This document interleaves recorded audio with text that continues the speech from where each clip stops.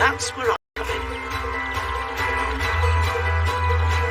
A few months ago, Nurse Juliet Benson and her colleagues contacted me to see if I'd come and have a look at it.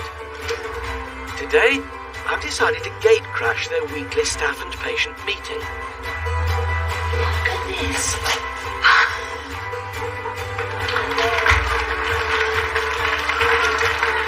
Hi, hello. Hello.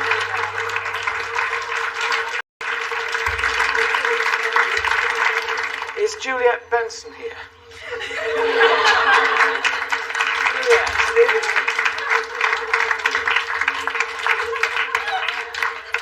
now, Juliet, you've got a lovely shade of pink. Tell me about your job here. What do you do? I'm a nurse working in the palliative care centre. Right. Patients come in and spend the day with us. But you find time still to do a bit of gardening as well? I do. What do you do? I look after our little garden just outside of the centre with my husband. So you've done a small area of garden, right? Yes. How would it be if we took another area, a larger area, and made a garden there, a garden which would encourage wildlife, you like butterflies and bees, with lots of flowers as well? How would that be? Yes! Good idea? Yes! Oh, crikey. Crikey indeed. This is a big space, so I want to get a clearer idea of how it can help those who'll use it. Julia, just give me an idea of the geography here then. This is the children's hospice, is this part here, and the adult hospice is behind me. So it's very handy in that you can either be in it or you can see it from where you are. Where you are, And you can tell that it's important to Jack what it's doing in Yes, the wood. he loves it. You can see he's kicking his legs when he's outside. He loves listening to the sounds around him, and it really helps with them healing. It's very, very important. One thing we will need to do something about is this building. Right now, it's adding nothing to the garden. We've got an enormous chalet, Julia, in the middle here. Is this very important? We do use it. Does it have to be right here? Probably not. Probably not. Is that so nice to say, do you want to move it out front? You're going to do it. Moving the shed is the least of our problems. This is the biggest project I've ever taken on. I'm going to try and transform this 500-metre plot so that in just 1 year it's humming with wildlife forever. So while the boys start taking down the chalet and prepare the site for me, lovely jubbly, I'm heading to nearby Harlenden in search of inspiration. I've heard about a garden that's buzzing with life and is bang smack in a row of terraced houses. Some people imagine that in order to have a wildlife garden, you've got to fill it with nettles and brambles and, well, weeds. But behind this little house, there is proof that there's a very attractive alternative.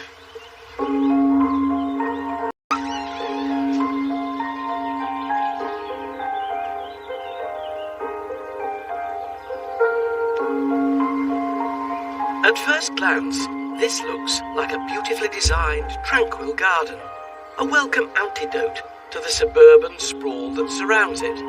It oozes serenity, a perfect spot in which to retreat from life's pressures.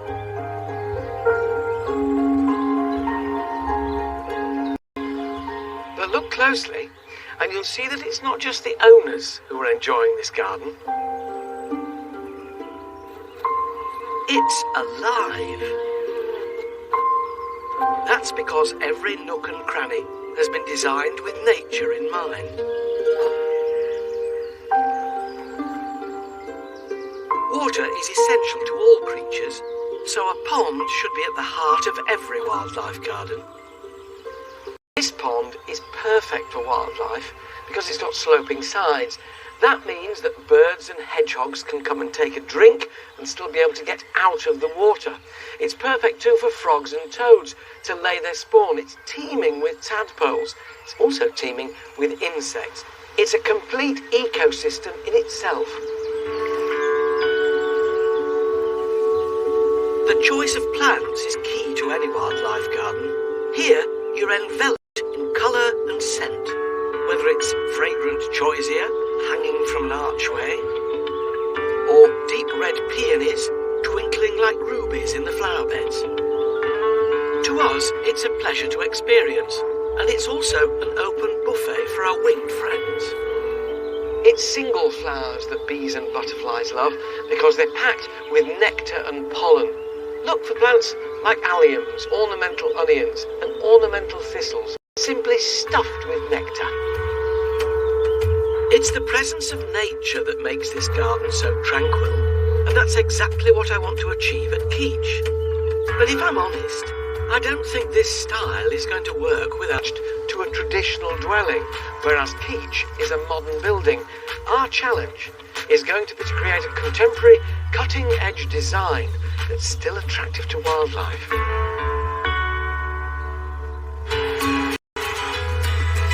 And back in Luton, I'm keen to share my thoughts and start planning with David, Katie and Francis.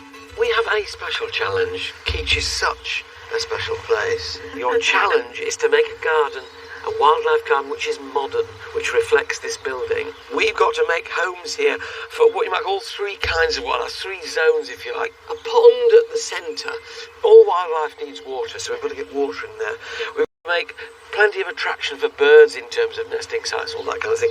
We've got to get insects in. I'm a bit of a secret twitcher, Alan. You can get cream. Not secret anymore, I suppose. But all these mature trees along the edge here, I'd like to kind of use those habitats, existing habitats for birds, and bring the birds right into the garden. But the major plus we've got is we've already got... So while I do that, here's a look at how I'm hoping my Keach wildlife garden will turn out. In order to draw as much nature as possible, we're creating 3 separate zones in the garden. 4 giant circular gabions will be filled with material and plants to attract local bugs and flying insects. Our supersized pond, flanked by a viewing platform, should be a magnet for local amphibians and thirsty mammals. And finally, we're hoping to create our very own bird city by adding giant trees and freestanding bird tables. Once all the features are in, the whole garden will be planted with nature in mind, so the more it matures across the year, the more the wildlife will come. But at this rate, we'll still be building it in a year. Right.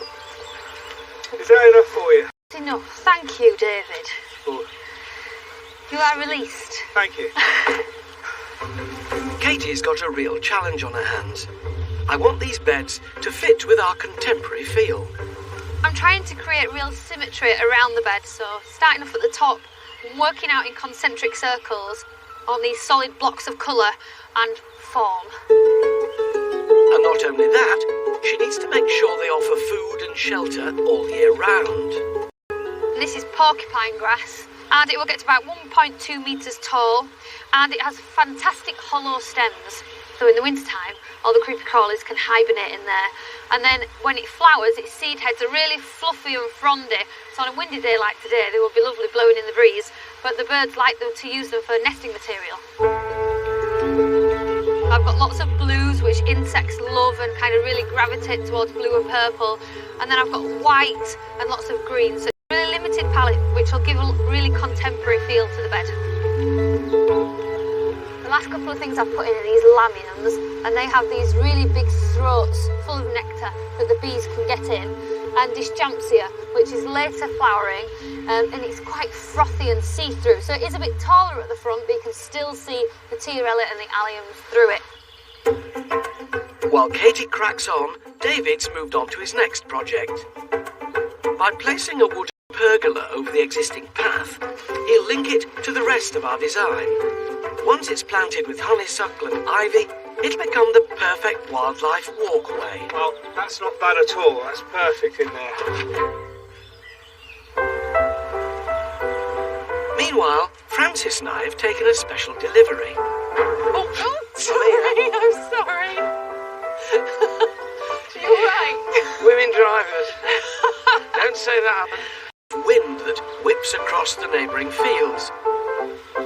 So we're planting a line of hedgerows between the boundary and the path. You can do the long bit. Oh, it's a bit wobbly. Look how bent that one is. And that's only a metre. Yeah, that was you. You wanted that curve. I didn't mention that. No, you did. I didn't notice it either. It looks like a crescent moon, yours. It's organic looking. It's natural. All right. Find yourself an organic spade and we'll start the near trade.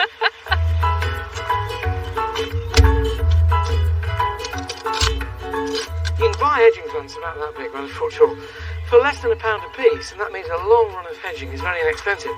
But if you want to do it like this in late spring, early summer, and you want instant effect, then this is what you can get, which is a strip, in this case, of country hedge, and it's been grown in a kind of trough. Do you see at the bottom? All right, they're wrapped in polythene, and you've got a row of hedge, and you just add it all together. I can drop it into that trench. Look at this, instant hedging, quite literally. And then, having measured it, you see, I ain't been impressed the fact I got the right length, and now I can just fill in around it. Hedgerows are the main habitat for much of Britain's endangered wildlife, so they're a crucial addition to our garden. These hedges are made up of 10 different species, so they'll provide shelter and food throughout the seasons. This hawthorn, for example, will have blossom in the spring, which is great for insects, butterflies, bees and all that kind of thing, which also provides food for the birds and mammals.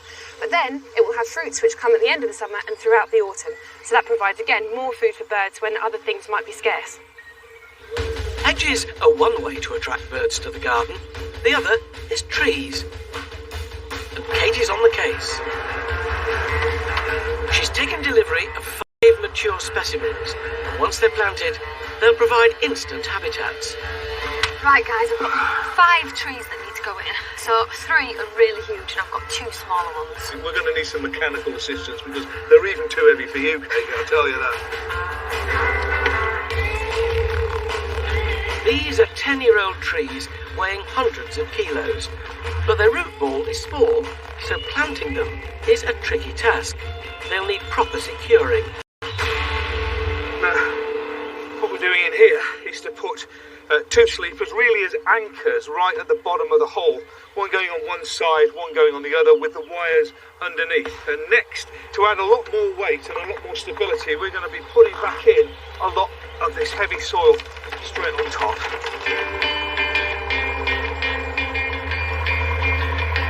Once the trees are in, the wires are tightened to keep their roots weighted down, and our prize specimens will be secure. This is a sorbus, or a rowan tree, and it's a British native tree, so the wildlife will love it.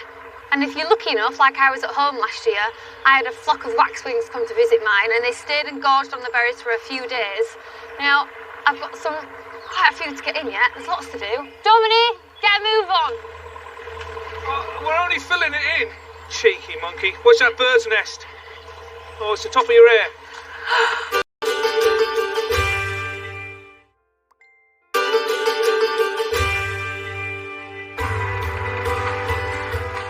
We're halfway through building our garden at Keach Hospice. The long-term aim is to bring wildlife to this suburban plot over the next year. But what I'm realising is that the hundreds of patients and staff here really need their garden now. Unlike many hospices, Keach provides care for adults as well as children, some of whom are coping with the physical and emotional effects of a terminal illness. Many of them choose to spend their final days here, so providing a place for reflection and contemplation could make a huge difference. Last year, 59-year-old George Thomas was diagnosed with cancer and has since been told he's unlikely to recover. How important is this place to you? Very important, because initially when I got the news, my first thoughts were to die at home. I mean, I felt that I wanted to be with my wife and my family and to be there and be cared for by them. But when I came here on my very, very first visit, it changed my mind, because I know that my last days here, I am going to be comfortable, I'm going to be looked after in a way which will take away the pain, all the distress, it'll keep my dignity. When your time is limited, does it give you a greater sense of perspective? Yes, It does.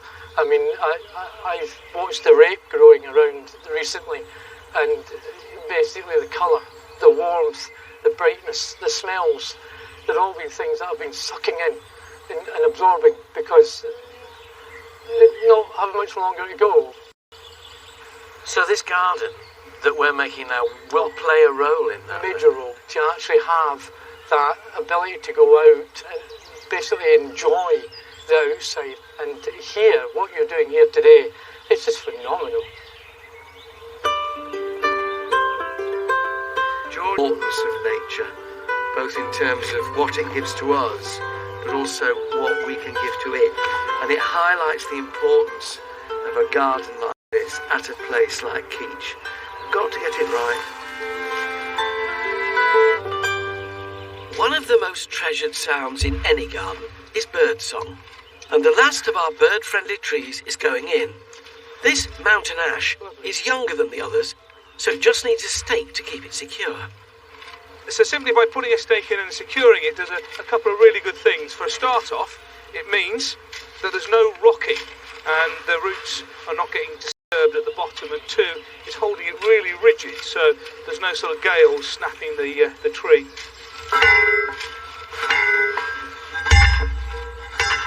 If you buy the straps that have got belts, so you literally tighten it up as if you put your trousers on, you've got to remember to slacken the belt off as the tree grows, otherwise it ends up constricting the tree itself.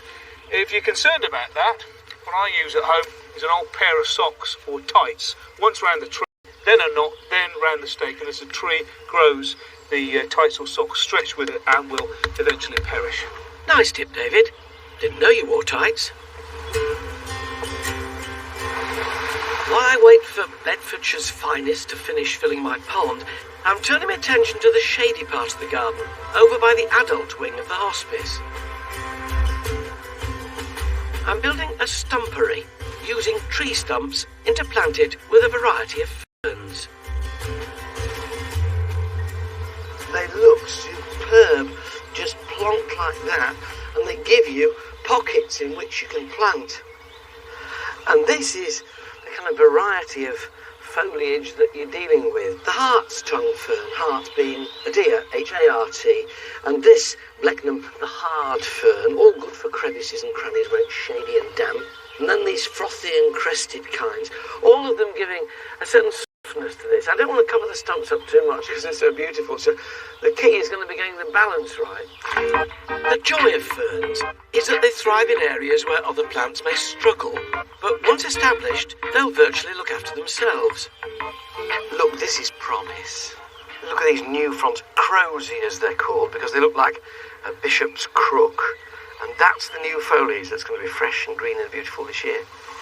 Really enrich this earth with lots of planting compost, so it's so organic, so spongy that you almost feel you could eat it. So as being good for the insects, and of course the fungi, which will grow on these stumps as they start to break down, tiny insects, and make this whole sort of circular system go round. I'm rather pleased with this.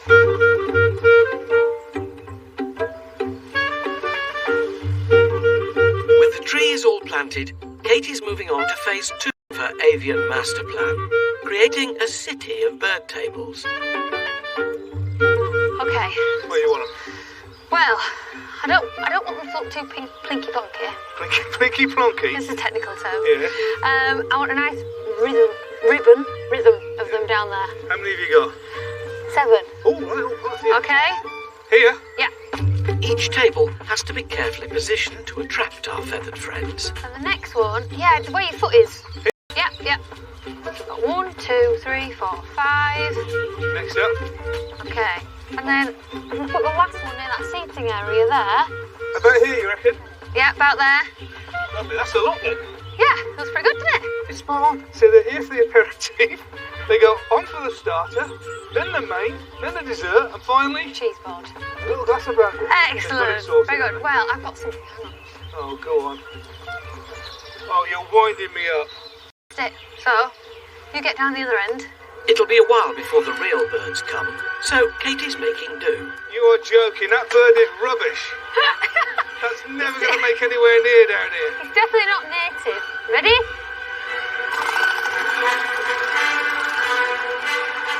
Straight into the pond. No. That's rubbish. We'll try again.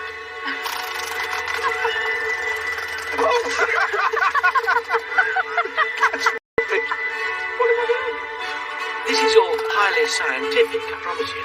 I think it needs more winding. More winding, okay.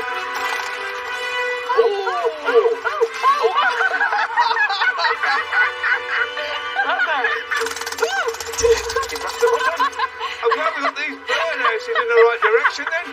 Can we get on? Let's hope we have more success with the real thing. One thing we do need to get right in this garden is our butterfly habitats.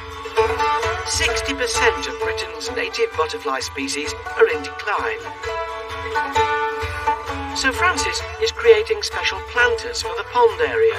And she's roped in butterfly expert Paul Allen to help her. A really good one, actually, is the golden hop. Now, this is quite an attractive plant. Obviously, most people are familiar with hops, and they produce you some very nice beers. Yep, I'm from Kent. I know all about hops.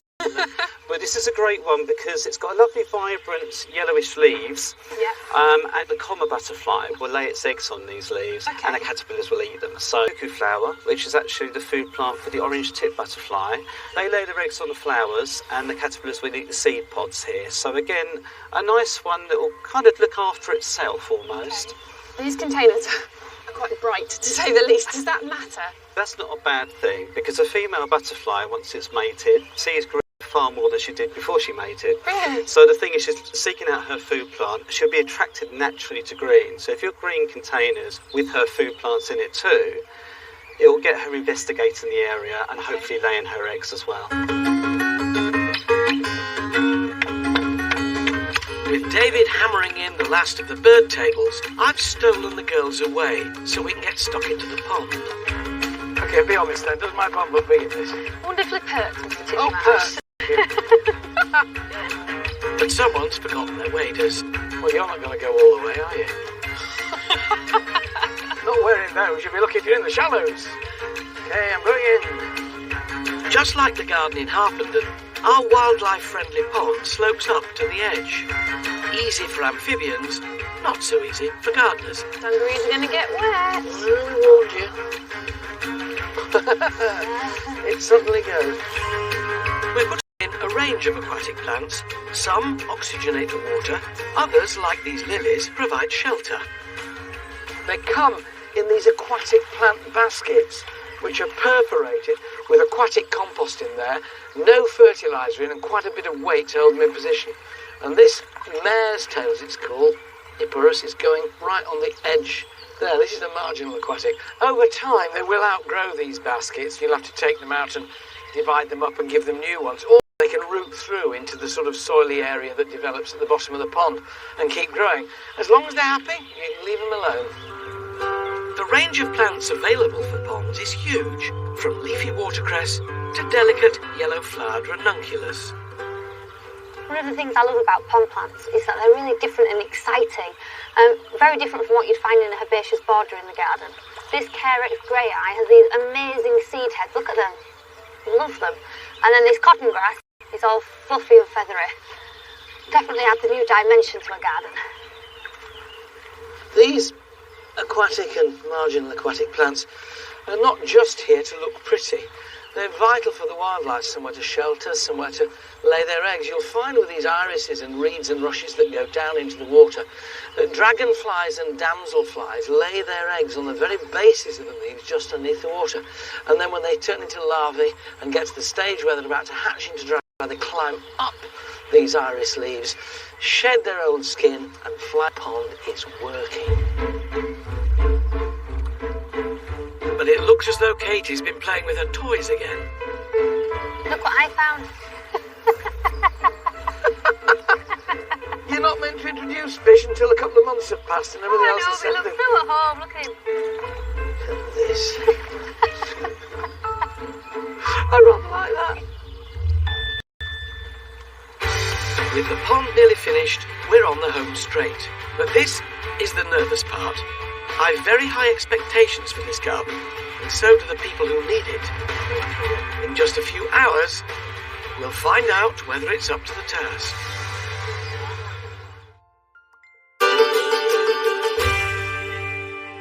Oh, what a glorious thing to be a healthy grown-up. Here at Keach Hospice, it's all hands to the pumps. Over the next 12 months, we'll be coming back to see whether this garden really can become a beacon for wildlife. Can be flying down the garden. But its owners haven't even seen it yet, so we need to get it finished. David's enlisted the help of volunteers from the centre to help him build a habitat for another species in decline, the solitary bee. I love bees. I'm a beekeeper. And not all bees live in hives. They're not all collective. Some of them are solitary bees. They're all on their own. They may be less well known than their more sociable cousins, the honeybee or bumblebee, but they play a vital role in pollinating plants. So we're creating hundreds of miniature homes for them to make their nests. I think it looks cute, and you'll see them. They just come in and they're flying out, and it'll be like a wall of activity for our little bugs. We've put an awful lot into this garden, but we only need to look at the path that was here before we started to realise how important it could be. We're very conscious of taking great care of this pavement that we've had to walk on, because that's what it's here for, because it's absolutely covered with messages from people whose loved ones have been through Keach and are probably no longer with us. This garden is almost ready to be revealed to its new owners. But for those who are too unwell to come outside, we're adding cameras that will monitor the garden in the following months. These are then connected to a TV monitor inside. Hey, look at that!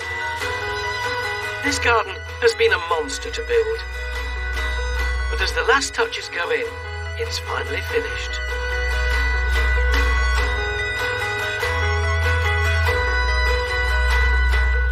This was a really big garden. I mean, a big commitment here. And there were times I thought, we're never going to do it all. It's absolutely huge. He has such faith in us, doesn't he? Cast some light on what's happened. Won't be the fox. We can't pin it on the local cat. There, caught bang to rights. Badgers. To help figure out what's attracting these hungry prowlers, Katie's asked Dominic Dyer from the Badger Trust to look at the footage. Do you know why they're coming in? They were never here before. Well, there's badger sets in the area, and they're coming in here because they're finding grubs, they're finding worms. It's a food source at this time of the year, particularly when they're about to have their cubs as well. And they look like they're enjoying themselves. They there. do, I know. The word badger is said to come from the French word for digger, and it's easy to see why. Our bed stood no chance against their powerful claws. Let's go see where they're coming from then. For George in his final hours. How do you look on this place now, in this garden? Do you see it as a sad place? No, I still see it as something that, he got involved in, and I can feel that Dad's part of this. Is this garden a place where you'd like to come back to? Yeah, we've been here in between last year and this year. We came through the Christmas carols at Christmas and had a little sneak around. They're trying to direct us through the building. My mum wanted to sneak out and see the garden, because for her as well, that is a memory for her now. And this will be somewhere where she comes and remembers my dad. So the garden means you can remember him happily, rather than remembering with sadness? Yeah, he was up and at it. He had a bit of energy that he didn't have for those last months, and it came back to him. And that's really important. I'm seeing a part of him that we didn't see a lot in those last few months, but when I look at the garden, I'm kind of seeing that flourish back into him that we kind of lost. So that was really nice to see him that way towards the end. When we began this project, I wanted to prove that you can create a home for wildlife, no matter where you are. And for better or worse, I think we have. But what I wasn't prepared for was how much the garden would help those who, in their time of need, truly appreciate the value of nature. Till next time on Love Your Garden. Bye-bye. Tomorrow night, Callum's looking for trouble Coronation Street at 7:30. And Thursday at 9, Julia Bradbury's back exploring the wonder of Britain. Here tonight, which is best, private or state, or new school swap, the class divide, is next.